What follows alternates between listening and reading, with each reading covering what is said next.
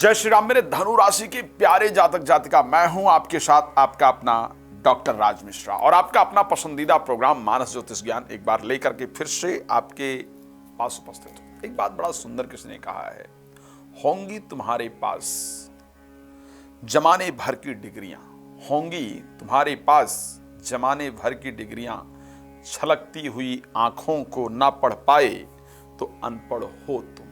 मैं समझ सकता हूं, मैं जब धनु राशि की चर्चा करता हूं तो मुझे लगता है मैं अपने उन लोगों के बारे में बात कर रहा हूं जो शायद दूसरे के दर्द को पढ़ते हैं, दूसरे के गम को पढ़ते हैं, दूसरे के प्रति सर्वस्व न्यौछावर करने का प्रयास करते हैं। बट अगर उनकी छलकती हुई आंखों के दर्द को पढ़ने की बात किया शायद कोई नहीं पढ़ता है।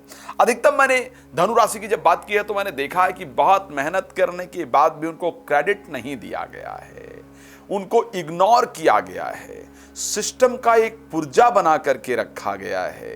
तो इस प्रकार मैं धनु राशि को प्रोफेशनल लाइफ में जाकर के उलझते हुए देख पाया हूं। खैर, आज बात करते हैं धनु राशि के लिए क्या परिस्थिति रहेगी। धनु राशि के स्वामी बृहस्पति हैं, आप जानते हैं, और आजकल पंचम भावस्थ होकर के गोचर कर रहे हैं। बुध भी साथ में गोचर करेंगे। बड़ा ही शानदार संयोग, तीसरे भाव के अंतर्गत शनि और मंगल जैसे दो पापक ग्रह गोचर करेंगे, जिनको बहुत शानदार कहा जा सकता है। थर्ड हाउस में पापक ग्रह भाई अच्छे होते हैं। सूर्य, शुक्र और राहु जैसे प्लैनेट गोचर करने वाले हैं। फोर्थ हाउस के अंतर्गत केतु गोचर करेंगे 10th हाउस के अंतर्गत, और वहां भी फोर्थ जो सूर्य हैं वो 13 तारीख को ज्वाइन कर लेंगे बुध को और बृहस्पति को। सो ये शानदार योग है। एक बात और कहना चाहूंगा, अगर आप कोई अपने घर पे राम कथा, भागवत कथा अपने क्षेत्र में, अपने घर में या शिवपुराण कथा आयोजित करना चाहते हैं तो आप डायरेक्टली हमसे संपर्क कर सकते हैं।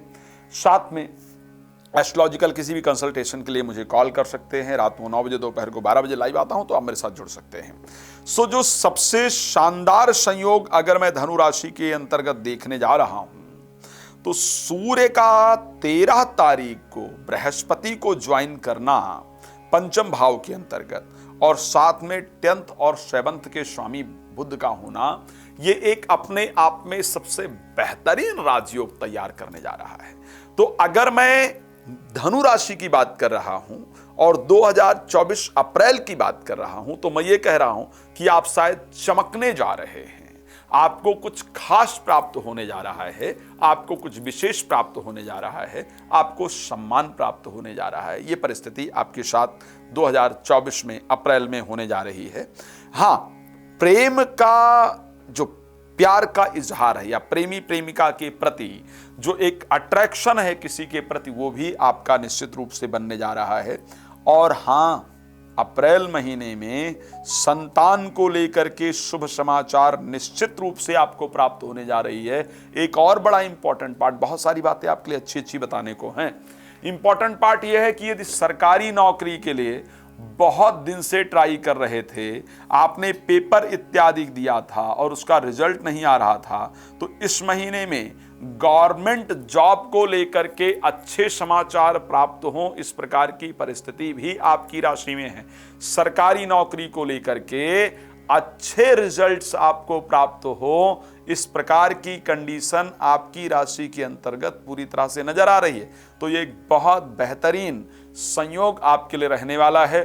प्रोफेशनल लाइफ में बेहतरीन उछाल देखने को मिलेगा, अच्छे लोगों से, प्रतिष्ठित लोगों से मुलाकात होगी, नया जीवन में कुछ प्रारंभ होगा, व्यापार में वृद्धि इत्यादि आपको प्राप्त होगी, नौकरी में भी प्रमोशन होगा, और उसके साथ साथ सरकारी क्षेत्र में रुका हुआ कार्य बनेगा। सरकारी नौकरी नहीं प्राप्त हो रही है तो वो भी आपकी प्राप्त होगी, क्योंकि 10th हाउस के स्वामी पंचम भाव में गोचर करेंगे, बृहस्पति के साथ गोचर करेंगे। जो लोग शेयर मार्केट में रेगुलर पैसा इन्वेस्ट करते हैं, शेयर मार्केट में पैसा लगाना चाहते हैं, तो शेयर मार्केट से भी आपको एक शानदार लाभ प्राप्त होगा।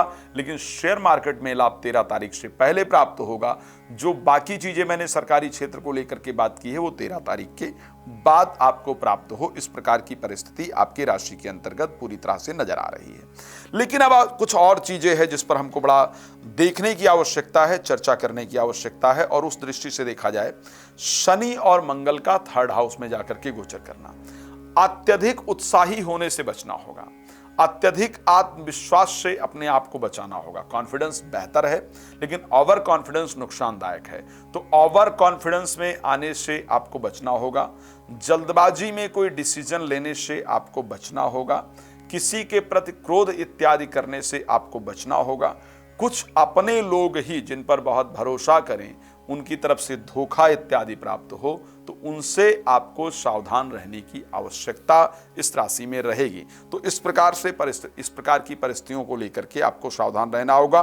कुछ गुप्त चिंता, एक ऐसी चिंता जिसको आप किसी से डिस्कस भी ना कर सकें और गुप्त चिंता आपको बार बार लेकर के मन को परेशान करे, इस प्रकार की परिस्थिति है।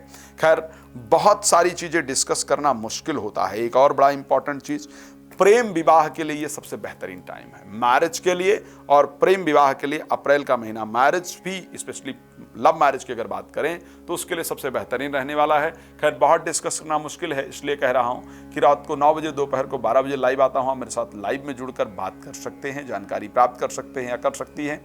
साथ में कॉल अपॉइंटमेंट लेकर के पहले या बाद में विस्तार से बात कर सकते हैं। राम कथा, भागवत कथा अपने क्षेत्र में आयोजन करना चाहते हैं, शिव पुराण कथा आयोजन करना चाहते हैं, प्लीज आप हमसे संपर्क कर सकते हैं।